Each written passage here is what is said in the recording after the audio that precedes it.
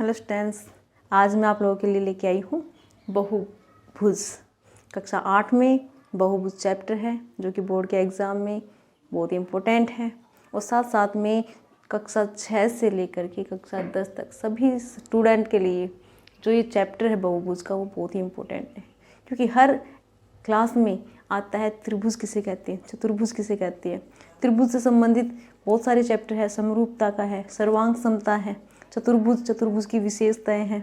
तो सभी में बहुभुज की एक बहुत ही बड़ी विशेषता है, इसलिए आज हम पढ़ाएंगे आपको बहुभुज। मैंने मेरे पीछे एक वीडियो में बताया था बहुभुज की डेफिनेशन और बहुभुज के कई प्रकार है, जैसे त्रिभुज, चतुर्भुज, जिसके बहुत सारे व्यू भी आए हैं।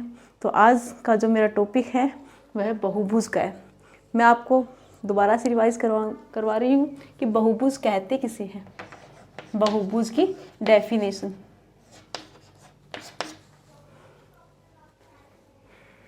तो बहुभुज एक ऐसी आकृति होती है, बंद आकृति, जिसमें कम से कम 3 भुजाएं होती है और अधिक से अधिक कितनी भी हो सकती है।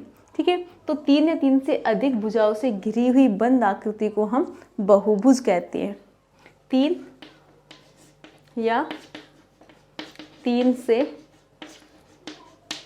अधिक भुजाओं से घिरी हुई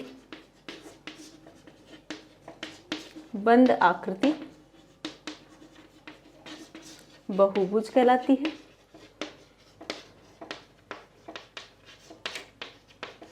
ठीक है, इसके बारे में मैंने डिटेल से बताया हुआ है, जिसका लिंक भी मैं इस वीडियो में डाल दूंगी।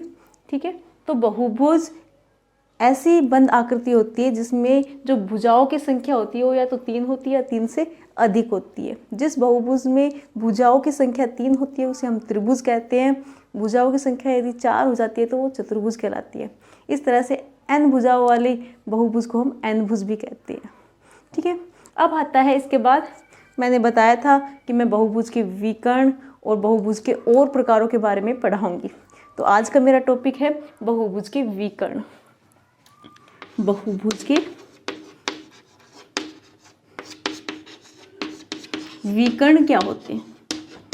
बहुभुज के विकर्ण, तो मैं यहाँ पे एक बहुभुज बना रही हूँ। कोई भी बहुभुज ले सकते हैं, इसमें 3 या 3 से अधिक भुजाएं हैं।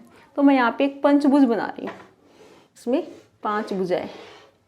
ठीक है, ये ए बिंदु हो गया, बी, सी, डी और ये ई, इसके 5 शीर्ष हो गए। तो सबसे पहले हमें बहुभुज के विकर्ण जानने से पहले हमें आसन शीर्षों के बारे में जानकारी होनी चाहिए। आसन शीर्ष क्या होते हैं?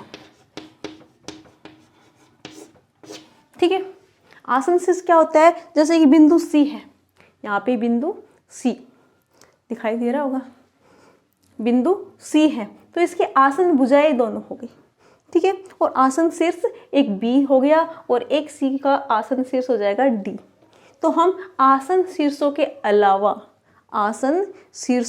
अलावा अन्य जो शीर्ष है उनको इस सी बिंदु से मिलाएंगे तो जो रेखाखंड बनेंगे उन्हें हम क्या कहते हैं? बहुभुज के विकर्ण कहते हैं।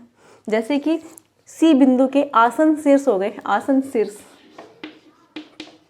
आपको ध्यान होना चाहिए, आसन शीर्ष क्या होता है।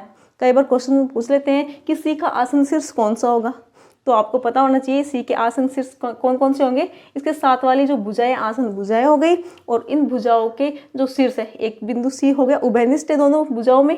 इसके अलावा बी बिंदु और डी बिंदु, इनके आसन शीर्ष हो गए।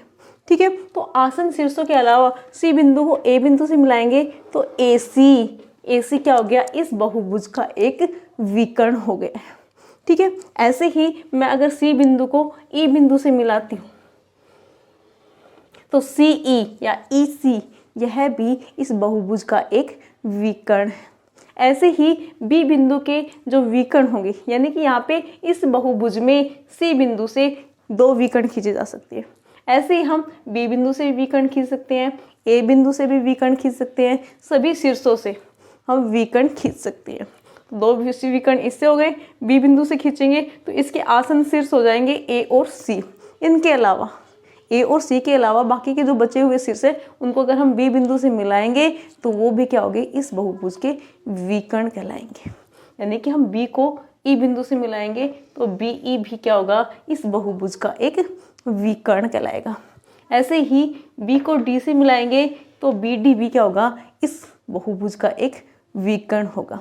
ऐसे ही देखिए सी ए सी एक ही विकर्ण होता है, ऐसे ही ए डी हो जाएगा और सभी बिंदुओं से देखो दो दो विकर्ण खींचे गए हैं। ये सभी क्या कहलाते हैं, बहुभुज के विकर्ण। ठीक है।